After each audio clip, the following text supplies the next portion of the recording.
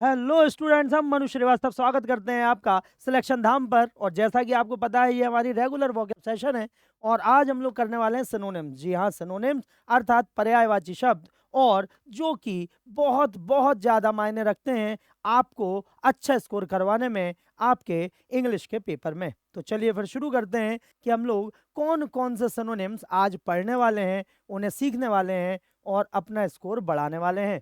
तो सबसे पहला जो वर्ड है वो है ऑब्लिगेशन। जी हाँ, ऑब्लिगेशन का क्या अर्थ होता है? ऑब्लिगेशन का मतलब होता है अनिवार्य, जो काम हमें जरूरी हो करने के लिए, जो हमारे कर्तव्य के अधीन आता हो, तो ऑब्लिगेशन। तो ऑब्लिगेशन के लिए यहाँ जो वर्ड आ जाएगा वो आ जाएगा इम्पेरेटिव। जी हाँ, इम्पेरेटिव एक ऐसा शब्द है जो हमेशा जरूरी, जो भी काम हमें अनिवार्य रूप से करने, उनके लिए इम्पेरेटिव आता है। तो ध्यान रखें, यहाँ पर जो वर्ड आने वाला है वो है हमारा इम्पेरेटिव। देखते हैं, तो देखिए यहाँ पर लिखा हुआ है इम्पेरेटिव। इम्पेरेटिव क्या है? इम्पेरेटिव मतलब है अनिवार्य या अत्यावश्यक, जिसे करना जरूरी है।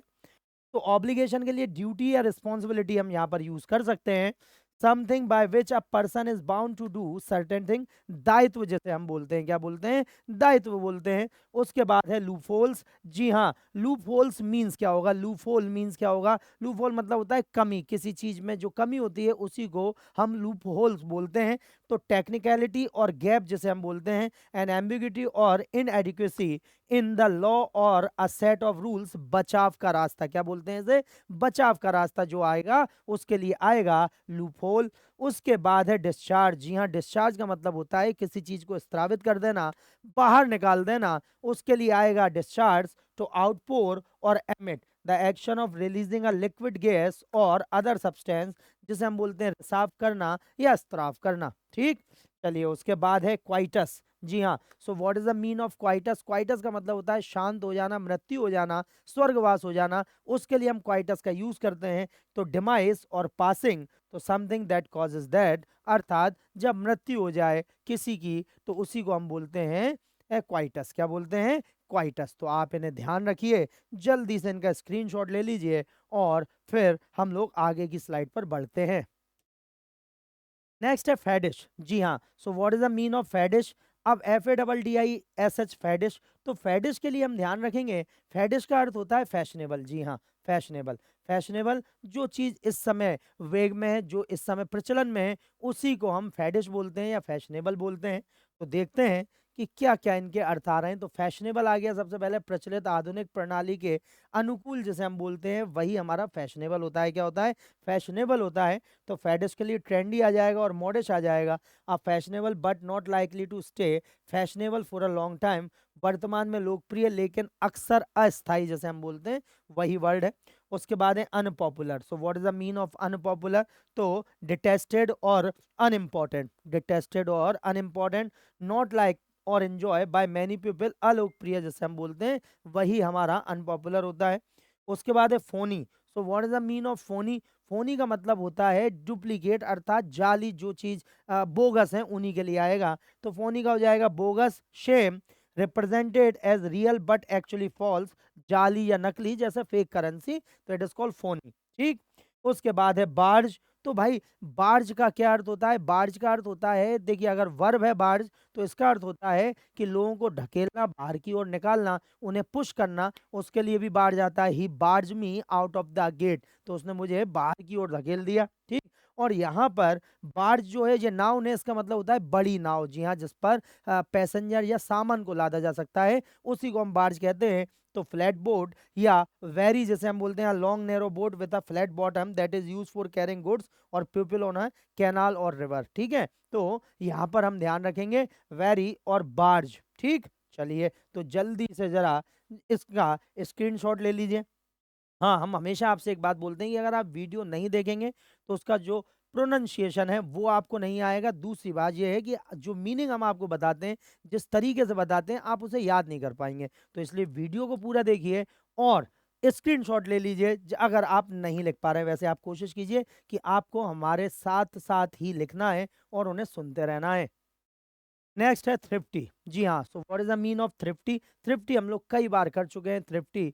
तो थ्रिफ्टी का मतलब होता है मितव्ययी। जी हाँ, जो बड़े ही सोच समझ के खर्चा करता है। तो उसके लिए, तो अब जो सोच समझ के करेगा मतलब समझदार है, अर्थात वो प्रूडेंट है। क्या है? प्रूडेंट है। और यही हमें ध्यान रखना है। तो थ्रिफ्टी के लिए क्या आ जाएगा? प्रूडेंट आ जाएगा। देखते हैं यहाँ पर आ गया है प्रूडेंट, विवेकपूर्ण या चतुर। ठीक है, थ्रिफ्टी के लिए हो जाएगा इकोनॉमिकल और फ्रूगल, गिवन टू और mark bye economy and good management, किफायती जिसे हम बोलते हैं। ठीक। उसके बाद है wasteful. So what is the mean of wasteful? तो प्रोडिजल और प्रोडिगल और प्रोफ्लीगेट जैसे हम बोलते हैं। तो प्रोडिगल और प्रोफ्लीगेट अर्थात जहां जिस चीज की जरूरत है उससे ज्यादा लगाना, उससे ज्यादा खर्च करना, उसी को हम बोलते हैं यूजिंग मोर और something than necessary causing waste, अपव्ययी जैसे हम बोलते हैं। तो ये मितव्ययी होता है प्रूडेंट, और यहाँ पर वेस्टफुल मतलब जो अपव्ययी है, जो चीज जितनी लगनी थी उससे ज्यादा खर्च कर रहा है, मतलब घाटा कर रहा है अपना। उसके बाद है जेनरस। तो जेनरस का मतलब होता है भाई परोपकारी व्यक्ति, जो मिलनसार है, जो दूसरों का दर्द समझेगा। तो बेनिवोलेंट और चैरिटेबल, उदार या दानी, happy to give more money, help et cetera than is usual और एक्सपेक्टेड। ठीक, उसे आप ध्यान रखेंगे। उसके बाद है extravagant. So what is the mean of extravagant? तो ये भी वही है जो ज्यादा खर्च करे, जिसका हाथ खुला हुआ है। तो खर्चीला जैसे हम बोलते हैं। तो स्क्वेंडरिंग और फ्री स्पेंडिंग। ठीक है, स्क्वेंडरिंग और free spending, spending too much money, फिजूल खर्ची जैसे हम बोलते हैं। ठीक, तो जल्दी से इसे नोट डाउन कर लीजिए। तो हम लोग बढ़ते हैं अपनी नेक्स्ट स्लाइड पर।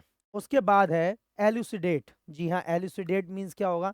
तो एलुसिडेट मतलब होता है किसी चीज को व्यक्त करना, एक्सप्लेन कर देना। तो यहाँ पर आ जाएगा एक्सप्लिकेट। जी हाँ, एक्सप्लिकेट का अर्थ होता है किसी चीज को व्यक्त करना, पूरी तरह उसका व्याख्या कर देना। तो ये शब्द आ जाएगा आपका एलुसिडेट के लिए। तो यहाँ पर आ गया एक्सप्लिकेट, समझना या व्याख्या करना किसी भी टॉपिक की, उसके लिए आएगा। एलुसिडेट मतलब एक्सप्लेन या क्लैरिफाई, टू मेक ल्यूसिड और क्लियर, स्पष्ट करना। क्या करना? स्पष्ट करने के लिए आएगा। उसके बाद है एग्जॉस्ट। तो what is the mean of exhaust? किसे हम बोलते हैं एग्जॉस्ट? तो फैटिग है और बियरी है। ठीक है, टू ड्रेन और स्ट्रेंथ और एनर्जी, थका होना। ठीक है, टू ड्रेन, तो एग्जॉस्ट का मतलब फैटिग या बियरी, टू ड्रेन ऑफ स्ट्रेंथ और एनर्जी, थका होना। उसके बाद है एग्जामिन। जी हाँ, what is the mean of examine? Examine के लिए क्या होगा? एग्जामिन का मतलब होता है जांच करना। ठीक है, तो स्क्रूटनाइज और इन्वेस्टिगेट, टू इंस्पेक्ट क्लोजली, जांच करना या परीक्षण करना। ठीक है। उसके बाद है oracular. So what is the mean of oracular? Oracular मतलब क्या होता है भाई? जो समझने में जैसे टाइम लगे, जो टफ हो, तो जो साफ साफ समझ ना आए। तो क्रिप्टिव होगा और एनिग्मेटिक होगा, डिफिकल्ट टू अंडरस्टैंड, जिसे समझना मुश्किल हो। ठीक, तो जरा जल्दी से इन्हें नोट डाउन कर लीजिए।